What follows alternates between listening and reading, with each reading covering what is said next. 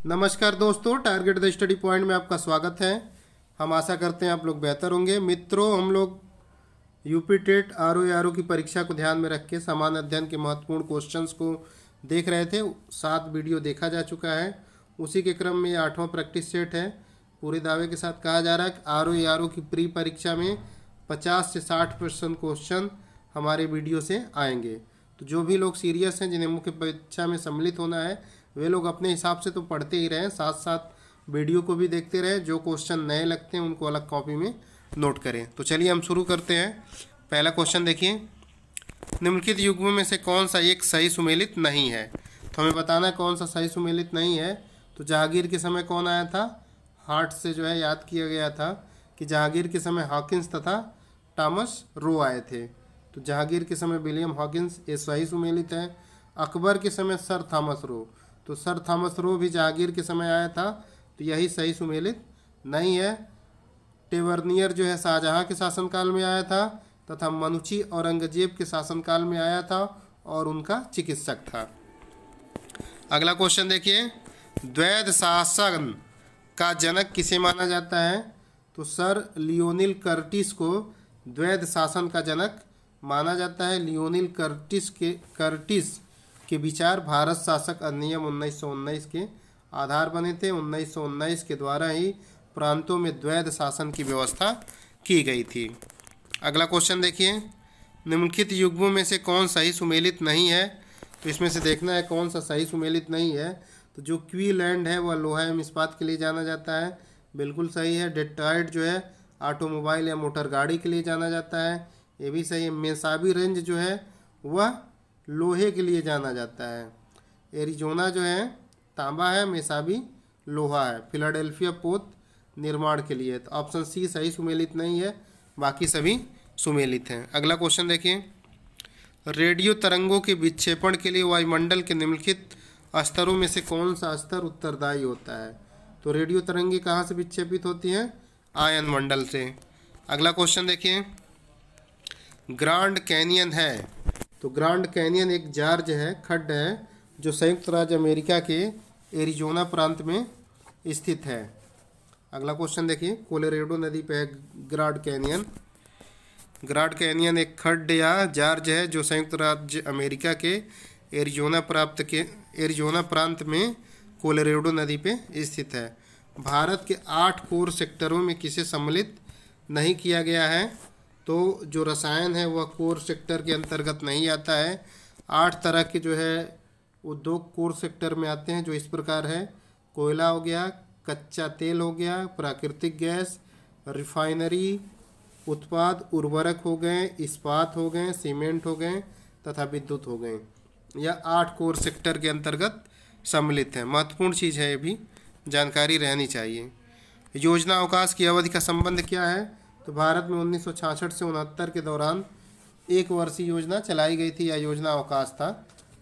अगला क्वेश्चन देखिए, दिव्यांग अधिकार अधिनियम 2016 के तहत दिव्यांग बच्चों के लिए निःशुल्क शिक्षा की व्यवस्था कितने वर्ष के लिए की गई है?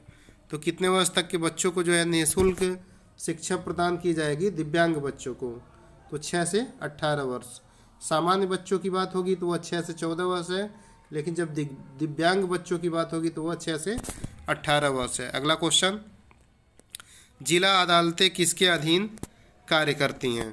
तो जो जिला अदालतें होती हैं वह उच्च न्यायालय के अधीन कार्य करती हैं। जिला अदालतों का गठन भारतीय संविधान के अनुच्छेद 233 के तहत किया जाता है। अगला क्वेश्चन, राष्ट्रपति के निर्वाचन मंडल के सदस्य होते हैं, तो कौन कौन होता है? राष्ट्रपति के निर्वाचन मंडल में संसद के दोनों सदनों के निर्वाचित सदस्य, इस पे आप विशेष ध्यान दीजिएगा कि दोनों सदनों के निर्वाचित सदस्य तथा सभी राज्यों की विधानसभाओं के निर्वाचित सदस्य तथा दिल्ली और पांडुचेरी विधानसभाओं के निर्वाचित सदस्य भाग लेते हैं। तो इस तरह से देखा जाए तो 1, 3, 4 हो गया। दिल्ली तथा पांडुचेरी की विधानसभाओं के सदस्य को 70वां संविधान संशोधन के अंतर्गत राष्ट्रपति के निर्वाचन में मताधिकार देने का हक जो है प्रदान हुआ। अगला क्वेश्चन देखिए, लोकसभा को कार्यकाल पूरा होने के पहले भंग किया जा सकता है। तो लोकसभा भंग कौन कर सकता है? प्रधानमंत्री की सिफारिश पर राष्ट्रपति द्वारा। लोकसभा को भंग राष्ट्रपति कर सकता है, किसकी सिफारिश पे? प्रधानमंत्री के। अगला क्वेश्चन देखिए, यह धन विधेयक है, इसका निर्णय कौन करता है? तो कोई विधेयक धन विधेयक है या नहीं है, उसका निर्णय लोकसभा अध्यक्ष के द्वारा किया जाता है। कलिंग युद्ध का विवरण हमें ज्ञात होता है, तो कलिंग युद्ध के बारे में हमें जानकारी अशोक के 13वें शिलालेख से होती है। 8वीं जाति का उल्लेख भी 13वें शिलालेख में ही किया गया है। एलोरा गुफाओं का निर्माण कराया था, तो एलोरा महाराष्ट्र के औरंगाबाद में स्थित है। इसकी गुफाओं का निर्माण राष्ट्रकूटों के द्वारा कराया गया था। अगला क्वेश्चन, गंगेकोंड चोलपुरम की स्थापना किसने की थी? तो गंगेकोंड चोलपुरम की स्थापना राजेंद्र प्रथम के द्वारा की गई थी। ये चोल वंश के शासक थे, सबसे प्रतापी शासक थे। प्रायः किसकी सलाह पर राज्य में राष्ट्रपति शासन लागू किया जाता है? तो राज्य में राष्ट्रपति शासन लागू करने के लिए जो राज्यपाल होता है वह राष्ट्रपति से अनुरोध करता है या उन्हें सलाह देता है। अगला क्वेश्चन देखिए, केंद्र व राज्यों के मध्य वित्त का बंटवारा किसकी सिफारिश पे होता है? तो केंद्र तथा राज्यों के मध्य वित्त का बंटवारा वित्त आयोग की सिफारिश पे किया जाता है। 15वां वित्त आयोग NK सिंह की अध्यक्षता में गठित हुआ था। इन्होंने राज्यों को जो है 41% देने की संस्तुति की है। अगला क्वेश्चन देखिए, सुमेलित कीजिए। तो इसमें सुमेलित करना है हमें कि बांधवगढ़ राष्ट्रीय उद्यान कहाँ स्थित है? तो बांधवगढ़ जो है आपका कर्नाटक में स्थित है, लेकिन कर्नाटक के कहाँ स्थित है? कर्नाटक के शिवपुरी में है। और देखिए, इंद्रावती राष्ट्रीय उद्यान कहाँ स्थित है? बस्तर में स्थित है। कान्हा राष्ट्रीय उद्यान कहाँ स्थित है? शहडोल में स्थित है। माधव राष्ट्रीय उद्यान कहाँ है? मंडला में है। तो इस तरह से आप मिला लीजिए। ऑप्शन देखिए कौन सा सही होगा। ए का 4, बी का 1, नहीं बी का 3 है। ए का 4, बी का 3, ऑप्शन डी वाला सही हो जाएगा। यह राज्य पूछता तो आसान काफ़ी क्वेश्चन था, लेकिन किस जगह स्थित है एकदम एग्जैक्ट पूछ लिया है। तो बांधवगढ़ राष्ट्रीय उद्यान जो है आपका, कान्हा राष्ट्रीय उद्यान तो शहडोल मध्य प्रदेश में हो गया। बांधवगढ़ राष्ट्रीय उद्यान यह मध्य प्रदेश के मंडला में स्थित है। इसमें कुछ गड़बड़ी लग रही है। इंद्रावती तो छत्तीसगढ़ में है, छत्तीसगढ़ के बस्तर में। और बांधवगढ़ जो है बस्तर में। इस क्वेश्चन को आगे बढ़िए। बांधवगढ़ तो मध्य प्रदेश में स्थित है, तो बस्तर में होगा नहीं वो। इंद्रावती राष्ट्रीय उद्यान जो है छत्तीसगढ़ के बस्तर में होना चाहिए। अगला देखिए, ग्रेट बैरियर रीफ। तो ग्रेट बैरियर रीफ कहाँ पाई जाती है? तो ग्रेट बैरियर रीफ जो है एक प्रवाल भित्ति है जो पूर्वी ऑस्ट्रेलिया में पाई जाती है। ऑस्ट्रेलिया की पूरब साइड में पाई जाती है यहाँ पे। तो एक बार ये भी क्वेश्चन पूछा हुआ था, ग्रेट बैरियर रीफ कहाँ स्थित है? तो पूर्वी ऑस्ट्रेलिया में। अगला क्वेश्चन देखिए, निम्नलिखित में से कौन सही सुमेलित नहीं है? तो विश्व का सबसे ऊंचा जलप्रपात। तो विश्व का सबसे ऊंचा जलप्रपात जो है एंजिल जलप्रपात है, जो विश्व का सबसे ऊंचा जलप्रपात है। बाकी विश्व की सबसे बड़ी ताजे पानी की झील आपकी सुपीरियर झील है। सबसे ऊंची झील जो है टिटिकाका झील है। एस टिटिकाका से याद कर लीजिए, सबसे ऊंची टिटिकाका झील है। और विश्व की दूसरी सबसे गहरी झील टांगानिका झील है। ये महत्वपूर्ण है, यूपी SSC 2-3 दफ़ा पूछ चुका है। पहली सबसे गहरी बैकाल है और दूसरी टांगानिका झील है। तो इस तरह से ऑप्शन ए सही हो जाएगा। अगला क्वेश्चन देखिए, सूची 1 का 2 से मिलान करना है। पिट्सबर्ग जो है किसके लिए जाना जाता है? तो पिट्सबर्ग आपका लोहा एवं इस्पात के लिए हो जाएगा। पिट्सबर्ग लोहा एवं इस्पात हो गया। संघाई किसके लिए जाना जाता है? सूती वस्त्र के लिए। डुड्डी किस लिए जाना जाता है? जूट वस्त्र उद्योग के लिए। लेनिनग्राड पोत निर्माण के लिए। तो इस तरह से देखा जाए तो कौन सा ऑप्शन आपका सही हो जाएगा? डी का 1 है और ए का 2 है। तो आपका ऑप्शन सी सही हो गया। अगला क्वेश्चन देखिए, गोबी मरुस्थल किस देश में स्थित है? तो जो गोबी मरुस्थल है वो कहाँ स्थित है? मंगोलिया में स्थित है। दक्षिण अफ्रीका में खनिजों का भंडार जो क्षेत्र है वह क्या कहा जाता है, किस नाम से जाना जाता है? तो दक्षिण अफ्रीका में जो पैटागोनिया का पठार है वह खनिजों के भंडार के रूप में प्रसिद्ध है। अगला क्वेश्चन देखिए, किस स्थान का मानक समय निर्धारित करने का आधार क्या होता है? तो किसी भी जगह का जो मानक समय होता है वह प्रधान मध्यमान रेखा के अंतर्गत ही निर्धारित किया जाता है कि वह उससे कितना आगे है, कितना पीछे है। टाइटन सबसे बड़ा चंद्रमा या उपग्रह किसका है? तो टाइटन जो है शनि का सबसे बड़ा उपग्रह है। भारतीय मौसम विज्ञान विभाग स्थापित है। तो भारतीय मौसम विज्ञान विभाग जो है वर्तमान समय में इसका मुख्यालय नई दिल्ली में है, लेकिन जब यह सबसे पहले स्थापित हुआ था तो ये कहाँ पे था? सबसे पहले यह जो है कोलकाता में था। कोलकाता से स्थानांतरित हुआ शिमला, शिमला से पुणे, पुणे से दिल्ली गया। अगला क्वेश्चन देखिए, कटक किस नदी के किनारे स्थित है? कटक उड़ीसा में महानदी के किनारे स्थित है। नासिक गोदावरी नदी के किनारे स्थित है। उज्जैन क्षिप्रा नदी के किनारे। लुधियाना सतलज नदी के किनारे स्थित है। अगला क्वेश्चन देखिए, हिमाचल प्रदेश से होकर बहने वाली नदियां कौन सी है? तो हिमाचल प्रदेश से ब्यास, चेनाब, रावी, सतलज, यमुना सभी नदियां बहती हैं। सिंधु नदी नहीं बहती है। बाकी ब्यास, चेनाब, रावी, सतलज, यमुना जो है हिमाचल प्रदेश से बहती है। अगला देखिए, कौन सी नदी रिफ्ट घाटी या भ्रंश द्रोणी से होकर बहती है? तो जो अंता, नर्मदा तथा ताप्ती जो नदियां हैं रिफ्ट घाटी या भ्रंश द्रोणी से बहती हैं, ये अरब सागर में गिरती हैं, ये डेल्टा न बना के एस्चुरी बनाती हैं। अगला देखिए, हिंदी के पश्चात कौन सी भाषा भारत में सबसे अधिक बोली जाती है? तो भारत में सबसे ज़्यादा बोली जाने वाली भाषा हिंदी है, फिर उसके बाद बंगाली है और बंगाली के बाद तेलुगु है। अगला देखिए, थारू लोगों का निवास कहाँ है? तो थारू जो है उत्तर प्रदेश उत्तराखंड के तराई क्षेत्रों में पाए जाते हैं। अगला देखिए, सूची 1 को 2 से मिलाना है तो काफ़ी बोर्ड, सूची 1 का 2 से मिलान करना है। तो इसमें देखिए काफ़ी बोर्ड आपका कहाँ स्थित है? काफ़ी बोर्ड कर्नाटक में है। तो कर्नाटक के किस जगह हो जाएगा? बेंगलुरु में। रबड़ बोर्ड कहाँ हो जाएगा आपका? कोट्टायम में, केरल में है। चाय बोर्ड कहाँ हो जाएगा? कोलकाता में। तंबाकू बोर्ड आंध्र प्रदेश के गंटूर में हो जाएगा। तो इस तरह से आपका हो गया काफ़ी बोर्ड बेंगलुरु कर्नाटक, रबड़ बोर्ड जो है केरल के कोट्टायम में, चाय बोर्ड जो है कोलकाता में, और तंबाकू गुंटूर में है। अगला क्वेश्चन, भारत के संविधान के आमुख का लक्ष्य उसके सभी नागरिकों के लिए सुनिश्चित करना है। तो क्या चीज़ सुनिश्चित करना है? सामाजिक एवं आर्थिक न्याय, ये तो है ही है। विचार एवं अभिव्यक्ति की स्वतंत्रता भी है, अवसर की समानता भी है, व्यक्ति की प्रतिष्ठा गरिमा भी है। तो ऑप्शन डी हो जाएगा, सभी है। भारत में लौकिक सार्वभौमिकता है क्योंकि संविधान की प्रस्तावना आरंभ होती है, किससे आरंभ होती है? हम भारत के लोग शब्दों से। यह हम भारत के लोग से स्पष्ट हो रहा है कि लौकिक सार्वभौमिकता है क्योंकि यहाँ जन भागीदारी है, सारी शक्ति जो है जनता में निहित है। अगला देखिए, भारतीय संविधान की प्रस्तावना में निम्नलिखित में से किस स्वतंत्रता का वर्णन नहीं है?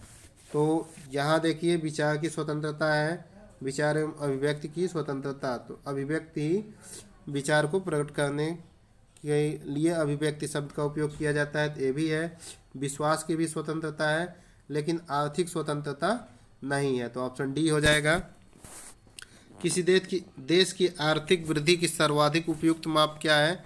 तो प्रति व्यक्ति आय किसी देश की आर्थिक वृद्धि की सर्वाधिक उपयुक्त माप है। अगर ये नहीं रहेगा तो जीडीपी होता है। ऑप्शन में अगर प्रति व्यक्ति आय नहीं रहेगा तो जीडीपी को माना जाता है। अगला देखिए, किसान क्रेडिट कार्ड योजना के संबंध में निम्नलिखित कथनों पर विचार करिए। तो केसीसी योजना 2001 में शुरू की गई, ये गलत है। किसान क्रेडिट कार्ड योजना 1998-99 में शुरू की गई थी और 2001 में किसान मित्र योजना शुरू की गई। यह योजना किसानों को उनकी खेती की आवश्यकताओं के लिए पर्याप्त और समयानुकूल साख समर्थन प्रदान करती है। तो ऑप्शन जो है आपका 2 सही हो जाएगा। केसीसी योजना के तहत जो है लोगों को लोन प्रदान किया जाता है ताकि उन लोग आवश्यक जो आवश्यकताएं हैं उसको पूरा कर सके। भारत में न्यूनतम समर्थन मूल्य का निर्धारण कौन करता है? तो कृषि लागत एवं मूल्य आयोग जो है न्यूनतम समर्थन मूल्य का निर्धारण करता है। इसकी स्थापना 1969 में हुई थी। अगला देखिए, भारत में पुर्तगाली शक्ति का वास्तविक संस्थापक कौन है? तो अल्फांसो द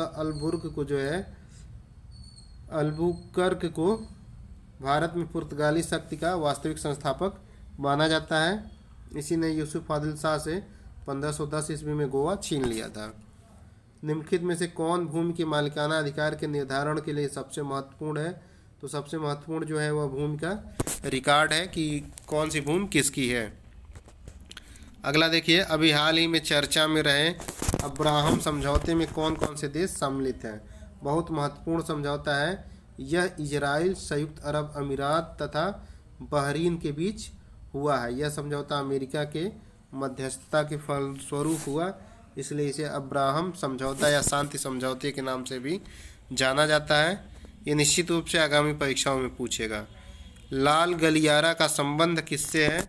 तो लाल गलियारा जो है वामपंथी चरमपंथ उग्रवाद से संबंधित है। H1B वीजा मुद्दा भारत तथा किस देश से संबंधित है? तो H1B वीजा मुद्दा भारत तथा USA से संबंधित है। इस वीजा के तहत ही भारतीयों को जो है USA में रहने की अनुमति मिलती है। इसका कोटा जो है इसके पहले टर्म के द्वारा घटाए जाने का बार बार जिक्र किया जा रहा था।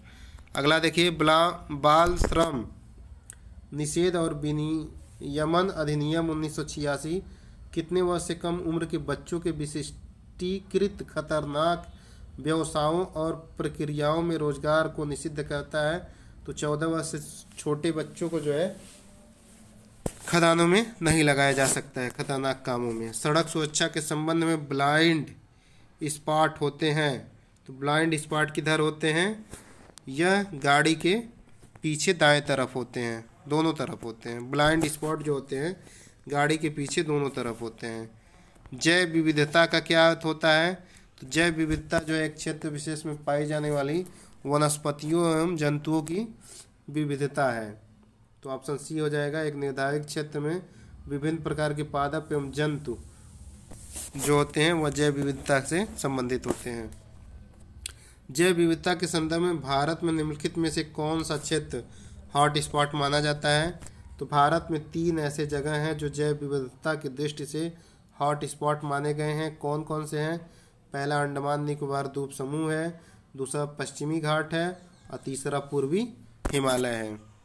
अगला क्वेश्चन देखिए, ग्रीन हाउस प्रभाव क्या है? तो ग्रीन हाउस प्रभाव है कि धीरे धीरे गैसें पृथ्वी के वातावरण में जमा हो जा रही हैं और वातावरण का ताप बढ़ता जा रहा है, अर्थात पृथ्वी गर्म हो रही है। ऑप्शन ए सही हो गया। अगला क्वेश्चन, वर्ष 2015 में जलवायु परिवर्तन सम्मेलन कहाँ हुआ था? तो यह जो है COP21 जो है पेरिस में हुआ था। बहुत ही महत्वपूर्ण समझौता यहाँ पे हो सका। बहुत सारे देश जो है सहमति व्यक्त किए कि हम भविष्य में ग्रीन हाउस गैसों के उत्सर्जन पे प्रभावी नियंत्रण के लिए जरूरी सभी कदम उठाएंगे। यह समझौता 4 नवंबर 2020 से जो है प्रभावी हुआ, इसलिए यह बहुत महत्वपूर्ण सम्मेलन है। तो COP21 पेरिस में हुआ था। अभी COP26 हुआ है, कहाँ हुआ है? ग्लासगो में हुआ है। अगला देखिए, निम्नलिखित में से कहाँ सदाबहार वन पाए जाते हैं? तो सदाबहार वन जो है पश्चिमी घाट में पाए जाते हैं। अगला क्वेश्चन देखिए, अमृता देवी स्मृति पुरस्कार किसके लिए दिया जाता है? तो वन एवं वन्य जीवों की सुरक्षा के लिए अमृता देवी स्मृति पुरस्कार दिया जाता है। अगला क्वेश्चन, निम्नलिखित ईंधनों में से कौन सा न्यूनतम पर्यावरणीय प्रदूषण उत्पन्न करता है?